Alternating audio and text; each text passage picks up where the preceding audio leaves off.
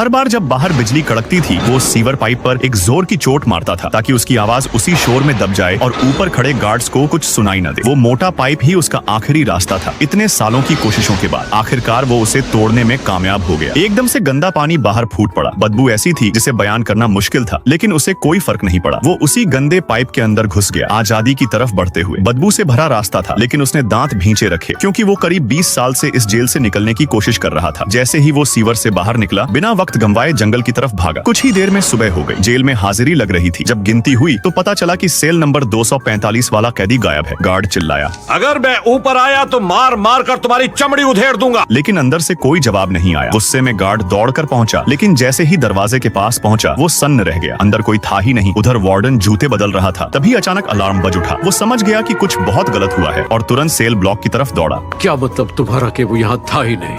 वो गुस्से में चिल्लाया, कल रात गिनती में था, आज गायब कैसे हो गया? उसने तुरंत रेड को बुलाने का आदेश दिया क्योंकि सब जानते थे कि वो दोनों हमेशा साथ रहते थे। वार्डन को लगा कि जाते जाते उसने रेड को जरूर कुछ बताया होगा।